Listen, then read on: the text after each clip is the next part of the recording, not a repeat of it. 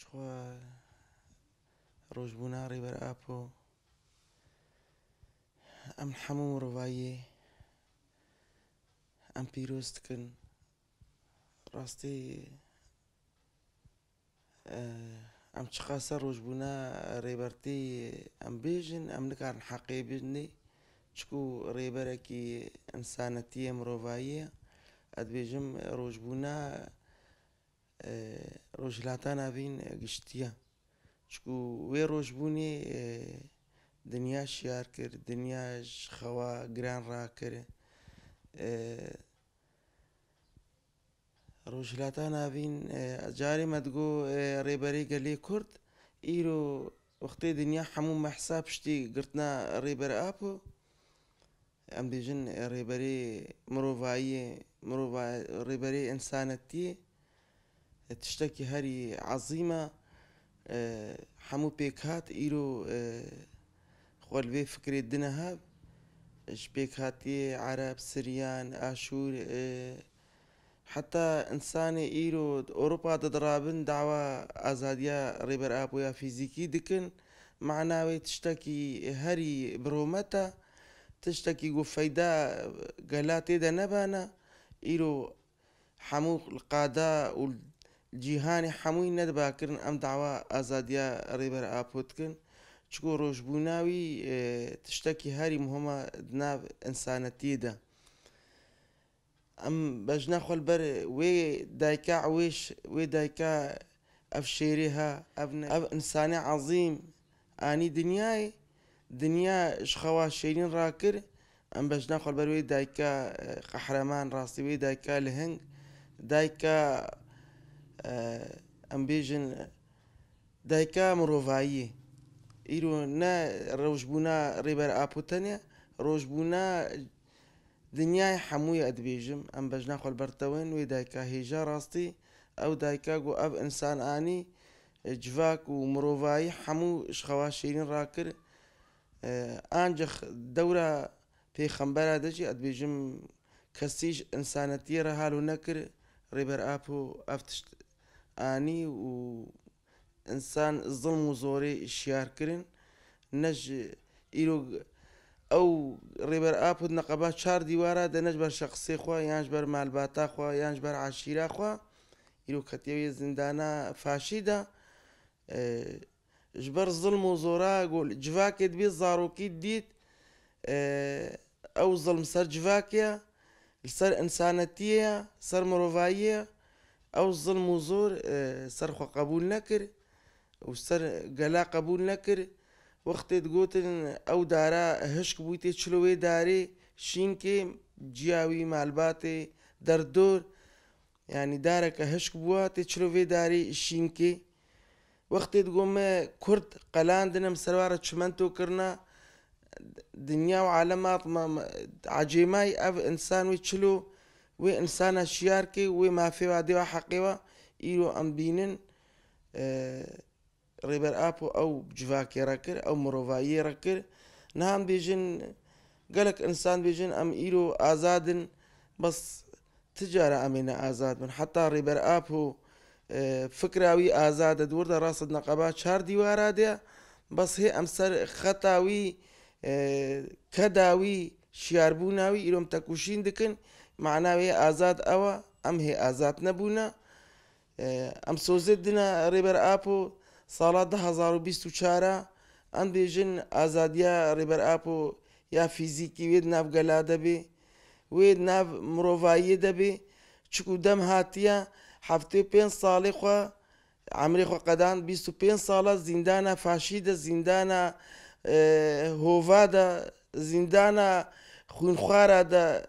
qedan em bêjin nema îde dinya qebûl dike rêberapû di wê zîndana faşî de mênê çikû wextek hatiye wextê em dê demdema azadiya rêberapû e mena wê ev tişt ne ji xwe de hatiye û ne ji xwe de hatiye gotin îde nema zaroka wextê hê yek salî dibêje bijî rêberapû kalê heştê salî heftê salî dibêjin bê serok jiyan nabe mena wê ne ji xwe de hatiye ev gotina em hêvî dikin ev teዕba vî gelê he وێڤالانە چی ئەو گەلێ گولسەر پیا داوا ئازادیا ڕێبەر ئاپ و یا فیزیکی دکن نەشخوا دەهاتیە دیسا ئەم بێژن وێ بێ سەرۆک وێژی ژیان تجارە وێ نەبێ حتا ڕێبەر ئاپ و فیزیکی نامەدە ئەمووی نەبین سەر سوورە ئامەدێ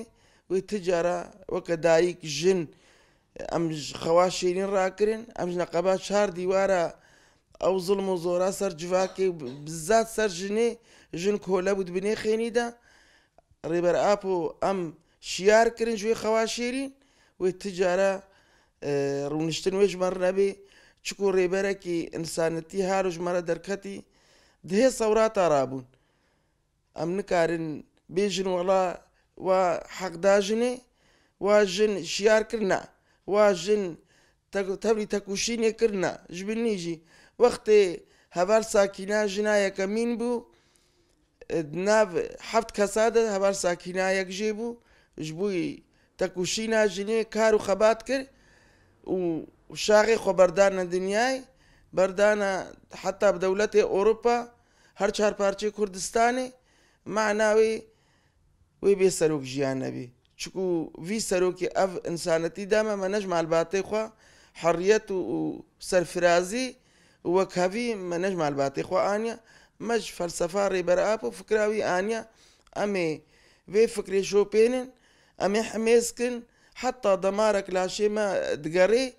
çikû me sozek daye me gotiye heta rêber ap û azad nebê di wê zindana faşî de wê rûniştin ji me re nebê ji xwe عیبە ئەم بێژن وەڵا ئەمە ئازادن ئەم ڕوونشتە حتا ڕێبەر ئاپ و ئەم وی فیزیکی ئازاد نەکردن ئازادبوون ژمارەوەی نەبێ و ئەم تەجریدا سەر ڕێبەر ئاپ و ئەم شەرمەزار دکن ئەو ڕێبەرێ گۆ فکر و فەلسەفاوی دا دنیای ji بۆی وەختێ گەل باکێ دەمدەما ئازادیا ڕێبەر ئاپۆ دەولەتا ترکی ترسێ ji فکراوی ترسێ گۆ زیاراتێ وی چێبن محامی وی چێبن ji wê fikrê tirsê ڕێبەر ئاپ و بخۆزایی بە گەلێکی گرێداییە نها ڕۆژبووناوی ئەم ینی جمیعا ڕۆژهیلاتا نابین دارک هات چێنێ دارکێک لەبەر شەباکە ڕێبەر ئاپۆ بوو ئەو چووکێک چوو سەر وێ دارکێ بێنا ڕێبەر ئاپ و بوێ داری فەرەت بوو دەولەتە هۆ بە فاشی ئەو دارکش بنی بە بڕین دارکێک چوو لەبەر شەباکاوی بوو دوێ حەبسە فاشیا دەبوو ئەو دارک بڕی نەشتر ڕێبەر ئاپ و بوێ دارکێشابێ نکارن تاسیرا خۆ تشتێ ول و ڕێبەر ئاپۆ بکەن چکو ڕێبەرێکی مرۆڤایی و ئینسانەتیە وێ نکاربن تاسیرا خۆ سەر بکەن ئەم سۆزێت دنە دیسە جارەکەی حزوراوەدا ئەمێ سەر vê fikrê meşin em ê xeta rêber ap û em jê naqerin bin çi şert û merca debe heta nîzama behs ser hekim bû nikarî bû rojbûna rêber ap û ji me qut bike û ne dewleta Tirkî wê karibê rojbûna rêber ap û ji me qut bike em ê rojbûna wî em ê pîroz kin bi çi şert û merca bê dibin teyarê wî de bê dibin dibabê wî de bê wê xof û tirs û heyecan û tiştê gel reçê nebê çikû gel ew sînorqetan gel gihaya fikrekê û azadîkê ber azadîkê diçê